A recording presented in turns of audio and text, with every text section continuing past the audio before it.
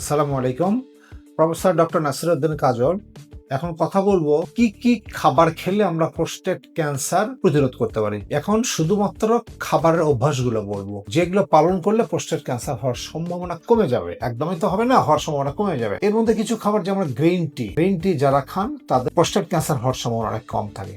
যারা টমেটো বেশি খান, tomato specially যে টমেটোগুলো আমরা বয়েল করে খেতে পারি, তাহলে প্রোস্টেট ক্যান্সার হওয়ার সম্ভাবনা কমে যাবে। ফ্রেশ গ্রিন ভেজিটেবল, নাটস অর্থাৎ বাদাম জাতীয় খাবার বেশি খান, সয়া জাতীয় খাবার যারা বেশি খাবেন, এবং বেরি যেমন ব্ল্যাকবেরি, এই সমস্ত খাবার যদি আপনারা বেশি খান তাহলে দেখবেন যে প্রোস্টেট ক্যান্সার হওয়ার সম্ভাবনা অনেক কমে যাবে। এই খাদ্য অভ্যাসের পাশাপাশি আরো কিছু জিনিস মনে রাখতে হবে, যে আমরা সাধারণত যে ডেইরি মিল্ক গুলো খাই, প্রসেস মিল্ক, এই জিনিসগুলো যদি আমরা অ্যাভয়েড করতে পারি তাহলে প্রোস্টেট ক্যান্সার হওয়ার সম্ভাবনা কমে যাবে। এবং যে সমস্ত প্রসেস ফুডে আমাদের খাবারে ক্যালসিয়ামের পরিমাণ অনেক বেশি থাকে, আবার বলছি যে সমস্ত প্রসেস ফুডে ক্যালসিয়াম অনেক বেশি পরিমাণ থাকে যে খাবারে, সেই খাবার যদি সাধারণত আমরা খেয়ে থাকি সেখানে প্রোস্টেট ক্যান্সার হওয়ার সম্ভাবনা বেশি থাকে।